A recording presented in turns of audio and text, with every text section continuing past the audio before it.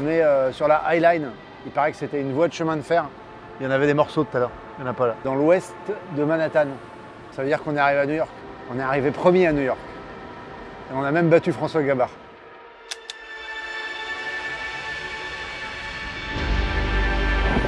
Et nous voilà partis sur The Transat. On se retrouve à côté de l'initiative qui va bien. On essaie de trouver les manettes. Pas trop notre temps là, le prêt dans le médium. Mais bon, on va faire avec. On a attaqué une nuit plutôt intense à traverser un front. Voilà. Je vous redonnerai des nouvelles demain.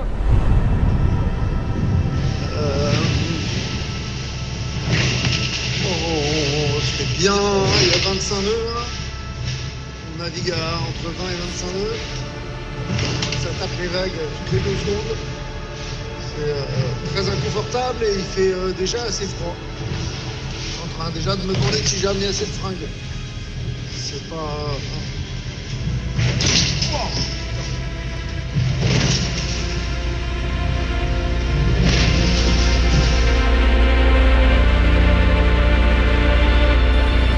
J'ai tranquillement sur Massif, sans rien demander à personne, en train de faire ma fenêtre CIC, et là, qui je vois arriver dans mon tableau arrière, je vous le donne en mille, un certain Yoann Richaum. Et ouais. Encore lui, ça y est, je suis à peine de retour, et j'ai déjà Yoann Richaum sur le dos. Bon. Eh ben, tant mieux. Ça veut dire qu'on est dans le bon paquet, j'espère. Quand c'est vraiment plat, lui, il a un potentiel largement supérieur à des fois près d'1 à 2 nœuds. Dès que la mer se forme, c'est plus compliqué. Et là, je sais que nous, on arrive à maintenir une vitesse stable et lui, il est plutôt à réduire sa vitesse. Donc là, j'arrive à maintenir le rythme dans une mer assez cassante parce que du coup Charal pète son étai.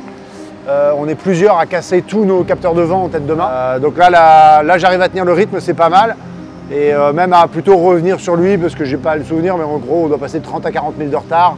À un moment je le vois en sortie du coup de vent, je l'ai en visu quoi. On passe le gros bord, d'ailleurs il y a le gros bord de vent fort hein, qui est à au moins 35 nœuds je pense, travers au vent, ce qu'on n'avait jamais fait. En fait, il faut réaliser qu'avec ces bateaux-là, on a du mal à les calmer au vent de travers. Et le bateau gîtait, et en fait, il continue de foiler sur le bateau à 30 degrés de gîte. Et en fait, tu peux quasiment plus enlever de puissance. Et donc ça, c'était intéressant, pareil, en vue de naviguer dans les conditions rudes dans le sud.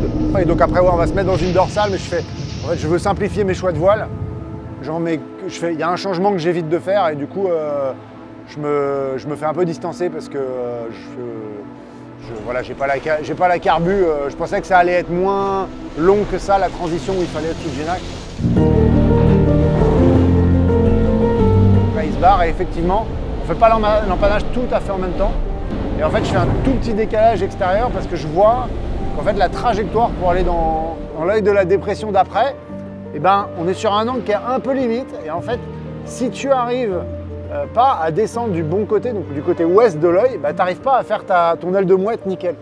Et donc c'est là où je continue mon décalage et en fait j'arrive à créer juste un peu de latéral pour qu'à la fin j'ai le bon angle et je fasse le pivot pile poil comme il faut. C'est joli avec les mains comme ça. Je repère bien le mouvement et j'arrive à m'insérer juste derrière une et à ressortir et là je suis assez fier.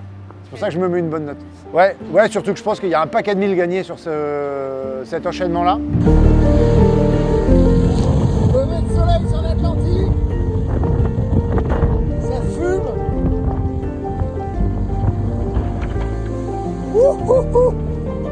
Ah, c'est bon ça.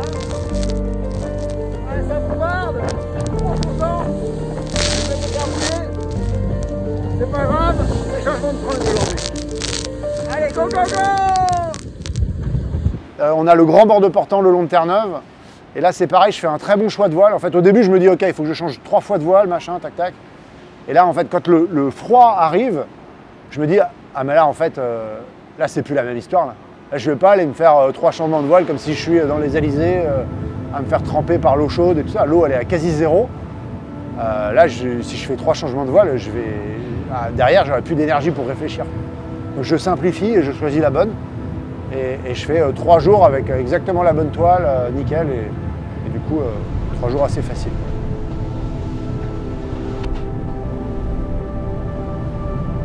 Stratégiquement compliqué parce que j'ai Boris qui revient fort derrière, qui a doublé Sam Davis, qui a doublé Charlie Dalin. Et Boris vient se placer à une trentaine de milles derrière moi.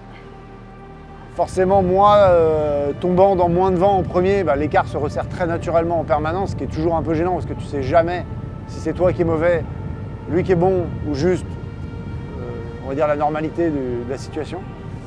Et voilà, mais j'arrive à peu près me maintenir, à peu près me mettre du bon côté de la bascule, on va dire à le surveiller de loin, mais la dernière nuit, elle est dure.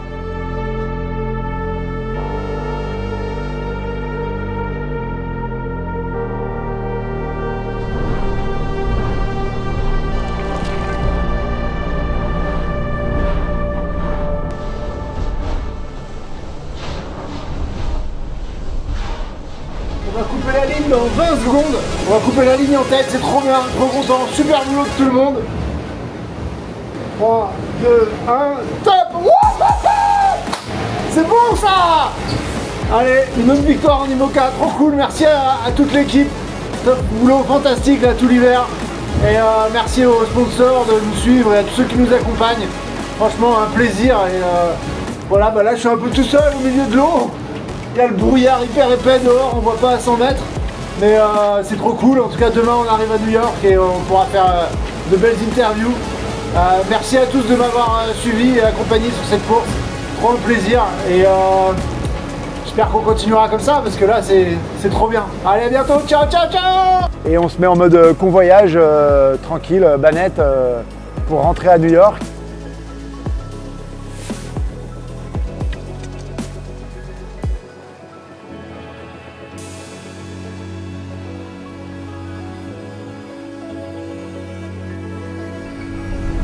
Et puis là, arrivé en approche de New York le lendemain matin, soleil levant, mer plate, une navigation juste absolument crème, comme on n'en fait pas assez.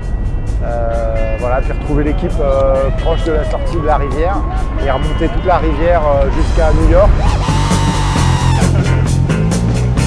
Il a besoin d'une petite équipe pour le nettoyer quand même. Hein, ben voilà, magique de découvrir forcément toute la skyline et puis faire quelques photos sous la Statue de la Liberté parce que ça, on l'avait mis dans notre job list à faire et à pas rater. Des belles photos devant New York et voilà, c'est cool. Et puis bah, toute l'équipe contente d'être là, du travail accompli. C'est vrai qu'eux, ils ont bossé dur pendant plusieurs mois là, pour remettre le bateau en état, le faire progresser encore. Et c'est vrai que ça paye. Et bah, voilà, c'est quand même un investissement global de tout le monde qui est joliment récompensé. Et ça, j'en suis hyper content. C'est vrai que c'est assez dingue. C'est vrai que j'ai toujours été assez modeste dans nos ambitions par rapport à nos résultats, le manque d'historique qu'on avait en IMOCA. Et là, c'est vrai que je suis impressionné du travail qu'on a réussi à fournir et de là où on en est en tant qu'équipe. Voilà, et puis du coup, bah, les deux victoires d'affilée en IMOCA, je pense que c'est quelque chose d'assez inédit. Et surtout avec la densité de la flotte actuelle, d'arriver à faire ça, c'est une énorme fierté. Et voilà, le plus dur, ça va être de continuer maintenant, parce que là on s'est créé des ennuis là quand même. Ah, tu es là, je me demandais. Bravo mec. Bravo, bravo. C'est belle course. Deux affilés, c'est la classe. Ah, ça met la pression surtout. C'est ça le problème.